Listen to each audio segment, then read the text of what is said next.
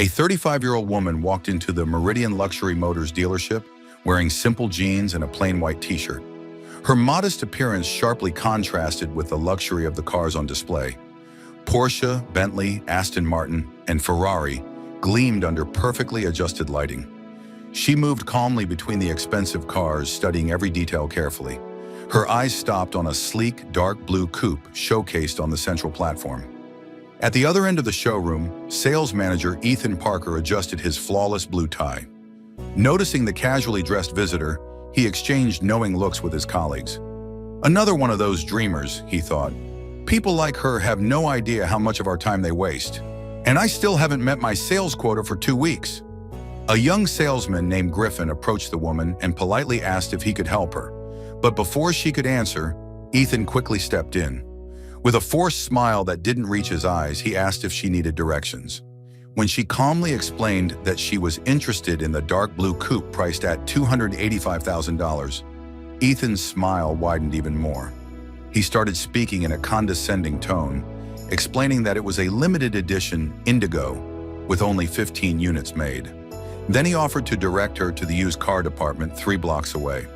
The woman noticed how his eyes scanned her outfit, stopping on her worn sneakers.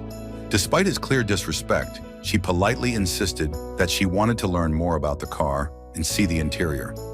Ethan lied and said that the Indigo was available only by appointment for serious buyers. At that moment, a couple dressed in designer clothes walked in, and Ethan's behavior instantly changed. He left the woman with a suggestion to pick up a brochure from the front desk and quickly rushed over to greet the new guests, warmly welcoming Mr. and Mrs. Rivera. Griffin, with an apologetic smile, approached the woman again and offered to tell her more about the Indigo.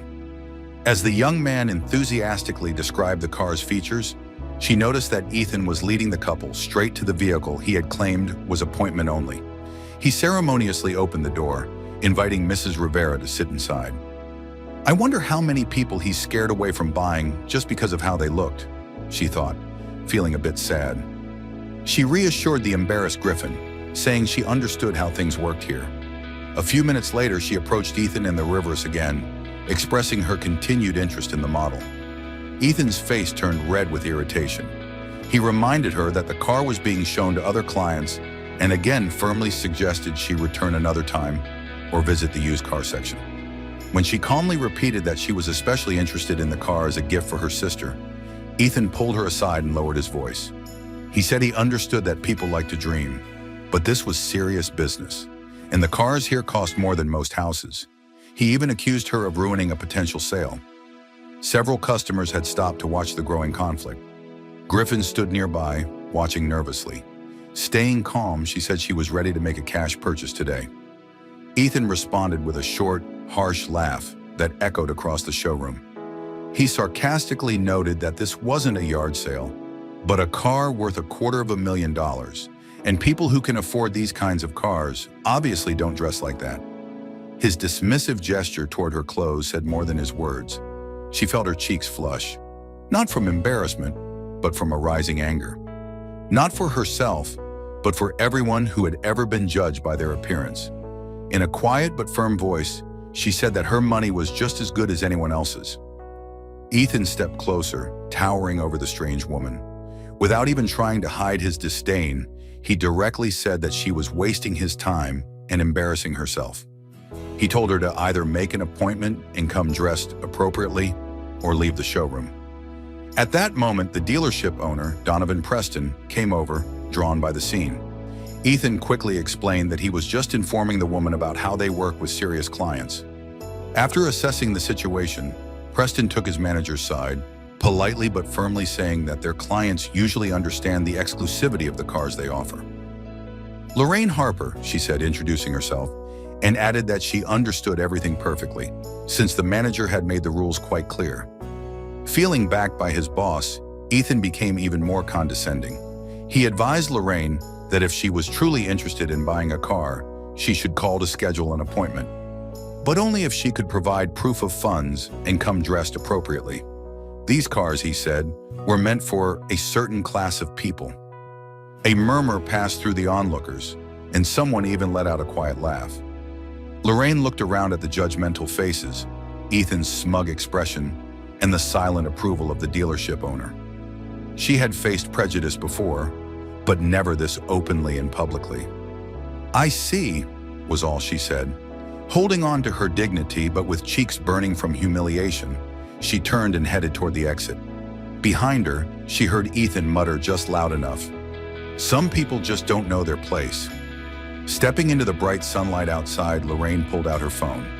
The humiliation cut deep, but a small, determined smile appeared on her lips as she dialed a number.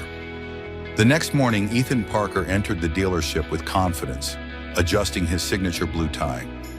Yesterday's incident with the poorly dressed woman had become an amusing story he'd already shared with colleagues over drinks. Another dreamer, imagining she belonged in the world of luxury. He had just finished the morning staff meeting, where he emphasized the importance of qualifying customers properly. "Remember, our time is valuable. We serve a specific clientele. It's not about elitism, it's about efficiency," he told his team. Griffin remained quiet during the meeting, clearly uncomfortable. At exactly 10:17 a.m., the distinct purr of an extraordinary engine was heard outside. Through the huge showroom windows, everyone saw a vehicle like no other pull up directly in front of the main entrance. Conversations immediately stopped. Even Ethan, normally indifferent to luxury cars due to constant exposure, felt his heart rate rise. Outside stood a Rolls-Royce Phantom extended wheelbase. Not just any Phantom, but a custom-built model with a unique dark blue finish that shifted color in the sunlight. Conservative estimates put the car's value over $1.2 million. Donovan Preston rushed out of his office, drawn by the sudden silence. Ethan confirmed that it was indeed a Phantom in an exclusive configuration and headed toward the entrance, sensing a major sale ahead. A chauffeur in a flawless uniform stepped out of the Rolls-Royce and with perfectly practiced movements opened the rear passenger door. Out stepped a tall, distinguished man in a perfectly tailored suit that instantly signaled its five-figure price tag to any trained eye. His neatly styled salt and pepper hair and confident posture radiated authority. Ethan's sales instincts kicked in immediately. Clients like this could bring not just a single sale, but long-term relationships worth millions. "Good morning, sir. Welcome to Meridian Luxury Motors," Ethan said, reaching him before any of the other salesmen. "Ethan Parker, sales manager. It's truly an honor to have you with us today." The man looked at Ethan with an unreadable expression, then offered a polite smile that didn't reach his eyes. "Wesley Harper," he said simply, shaking Ethan's hand firmly. Ethan paused for a second. The name sounded vaguely familiar, but he couldn't quite place it. Either way, the client's Rolls-Royce spoke volumes. "Mr. Harper, it's a great honor. What brings you to our humble showroom today? Perhaps I could show you our newest arrivals." Wesley raised his hand slightly, cutting off the rehearsed pitch. "Actually, I'm here about a specific vehicle, the Indigo Coupe, dark blue." Ethan's smile widened. "Excellent choice, sir. One of only 15 produced this year. I'd be delighted to show you." "I know where it is," Wesley interrupted gently. "My wife was here yesterday. She showed interest in that car." Ethan's professional smile remained intact, though a flicker of confusion crossed his eyes. "Your wife? I don't recall. Perhaps one of my colleagues assisted her." Wesley's expression shifted noticeably. "No, Mr. Parker, you assisted her, or rather refused to. Lorraine Harper. She was wearing jeans and a white t-shirt. You suggested she might be more comfortable looking at used cars." The blood drained from Ethan's face as realization finally set in. Behind him, he heard a quiet gasp from Griffin, who had been standing nearby. "Mr. Harper, there must have been some misunderstanding. We welcome all customers here." By this time, Donovan Preston had approached, sensing that the situation was shifting. "Is everything all right, Ethan?" Wesley turned his attention to the owner. "Mr. Preston, I presume?" "Donovan Preston?" "Yes, that's me. Welcome to Meridian Luxury Motors." "Thank you. I was just explaining to Mr. Parker that my wife came here yesterday to look at the Indigo Coupe as a gift for her sister. Unfortunately, the way she was treated deeply disappointed me." Preston's expression quickly changed from welcoming to concerned. "I'm very sorry to hear that. I believe I did briefly step into the conversation. But I wasn't aware of all the details. Wesley nodded thoughtfully. Specifically, your sales manager stated that people like her don't belong in an establishment like this, based solely on her casual clothing. By now, a small crowd had gathered nearby. Salespeople, staff members, and even a few early customers watched the scene unfold with curiosity. The showroom had fallen completely silent. Ethan began to speak, but was unexpectedly interrupted by Griffin. Mrs. Harper was treated poorly, he said. She was polite and clearly stated her interest in the indigo, but she was repeatedly turned away because of her appearance. Ethan shot the young salesman a furious look, but it was already too late. Wesley turned to Preston. You know, it's interesting. My wife founded and runs the Harper Foundation for Children with Disabilities. It's been her life's work since before we met. She's raised over $50 million for specialized medical equipment and educational programs. He paused, letting the information sink in. Lori chooses to dress simply because she believes in living modestly, despite our resources. She feels it keeps her connected to the family she helps. It's one of the countless reasons I love her. Donovan Preston had gone noticeably pale. Mr. Harper, I assure you, this does not reflect the values of our dealership. Actions speak louder than mission statements, Mr. Preston, Wesley interrupted firmly. Now, regarding the indigo, I'm not just here for one car. Ethan perked up slightly at this, a faint glimmer of hope piercing through his despair. I plan to purchase the indigo for my wife's sister, as Lori intended, but I've also been considering updating our corporate vehicle fleet, 7 cars in total, and my personal collection could use an upgrade as well. Preston's eyes widened. A deal of that size could help them hit their quarterly targets in a single day. However, Wesley continued, I'm beginning to question whether this is the right place for such a significant investment. The showroom was completely silent. Ethan looked physically ill. Mr. Harper, Preston began desperately, I can't express how sorry I am for this unfortunate incident. I assure you, this is not how we normally do business. Please allow us to make things right. Wesley paused thoughtfully. Perhaps there is a way forward, but it will require more than just selling me cars. Anything, Preston quickly promised. The Harper Foundation is hosting a charity gala next month. We're raising funds for a new adaptive sports complex for children with physical disabilities. He turned to Ethan. I believe your presence would be educational. Ethan swallowed hard. Not as a guest, Wesley clarified. As a volunteer, the foundation is always looking for people to help with setup, assist the children, and see the work being done firsthand. The message was clear. This wasn't just about a sale, but about a fundamental lesson in human values. In addition, Wesley continued, now addressing Preston, your dealership might consider implementing training on unconscious bias. I know a few excellent consultants. Donovan nodded energetically. Absolutely, we would welcome such an initiative. As for the cars, Wesley turned to Griffin, I'd like you to handle the paperwork, starting with the indigo for my sister-in-law. The young salesman's eyes widened. Thank you, sir. It would be an honor. Good, Wesley said firmly. Now, shall we discuss the details of the corporate fleet? As he and Preston headed toward the office, Wesley paused beside the indigo coupe, running his hand along its smooth contour. My wife has excellent taste, doesn't she? Behind them, Ethan Parker stood motionless. His perfectly ordered world had just been turned upside down. A harsh truth had finally settled in. A person's character is revealed not by how they treat those they consider important, but by how they treat those they believe are not.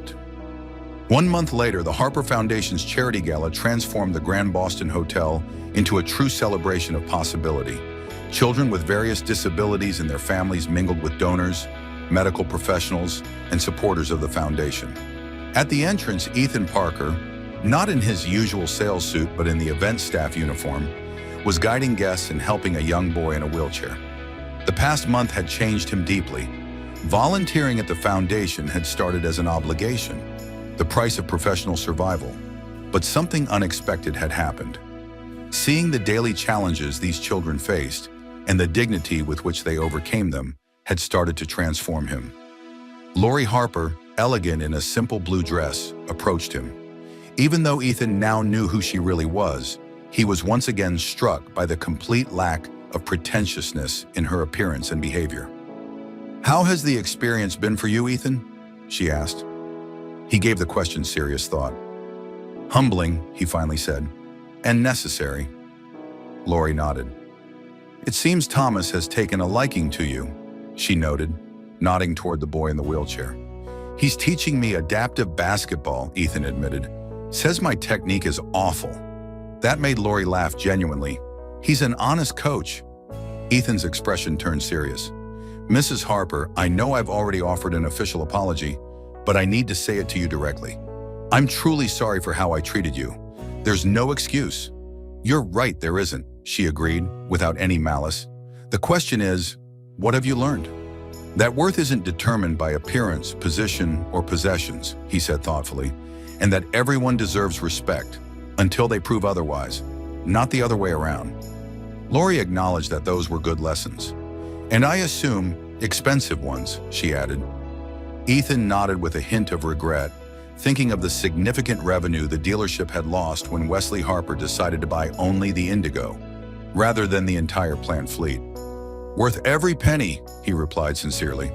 Across the room, Wesley joined them, placing a gentle hand on his wife's shoulder. "Ethan was just sharing some of his insights," Lori explained. Wesley nodded. "I've heard you've become quite involved with the adaptive sports program." "Yes, sir. In fact, I've decided to continue volunteering even after the required period ends."